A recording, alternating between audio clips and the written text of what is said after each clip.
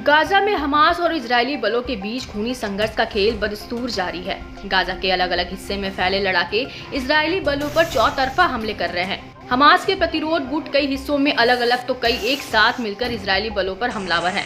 Gaza में Hamas के बिछाए चक्रव्यूह में इजरायली सैनिक बुरी तरह फंसते जा रहे हैं। एक साल बाद भी IDF के लिए गाजा अबूझ पहेली बना हुआ है। यही वजह है कि गाजा में प्रतिरोध लड़ाकों का इजरायली सेना से लगातार टकराव जारी है। खास तौर पर उत्तरी गाजा के जबालिया रिफ्यूजी कैंप में आर पार की लड़ाई जारी है। इस बीच फिलिस्तीनी प्रतिरोध ने उत्तरी गाजा के जबालिया शिविर के पश्चिम में बड़ा धमाका किया।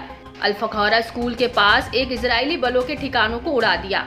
समूह ने दावा किया कि इसमें इजरायली सेना को बड़ा नुकसान पहुंचा है।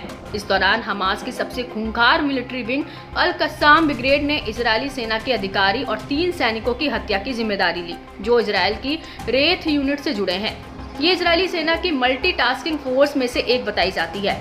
इजरायली सेना ने 29 अक्टूबर को जबालिया में उनकी मौत की पुष्टि की थी। अल कसाम ने कहा कि उसने यासीन 150 शेल से एक इजरायली D9 बुलडोजर को निशाना बनाया। इसके बाद एंटी पर्सनल डिवाइस से इजरायली सैनिकों के समूह पर हमला किया। दावा है कि इससे बड़ी संख्या में जवान हताहत हुए। अपने दावे की पुष्टि करते हुए समूह ने वीडियो भी शेयर किया। हाल में हमास ने दावा किया कि लंबे संघर्ष के चलते इजरायली सैनिकों की ताकत कमजोर पड़ती जा रही है।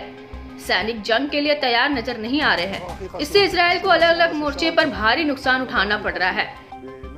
समूह ने बयान जारी कर कहा कि फ्रंट लाइन से लौटने के बाद हमारे लड़ाकों ने इजरायल के पैदल सेना के गश्ती दल को निशाना बनाकर पहले से तैयार किए गए घर को विस्फोट करके उड़ा देने की पुष्टि की।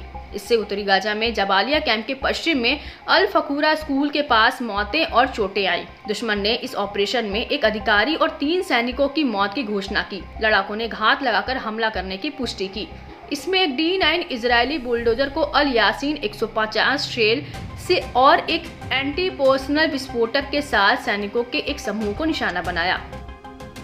अल कस्साम ब्रिगेड ने इस सप्ताह बेत लाहिया में 4 मरकबा टैंक, एक बख्तरबंद कार्मिक वाहक और 2 इजरायली सैन्य बुलडोजर को तबाह करने का दावा किया। इसके अलावा फिलिस्तीनी इस्लामिक जिहाद के अल कुदस ब्रिगेड ने भी इजरायल बलों पर हमले का दावा किया।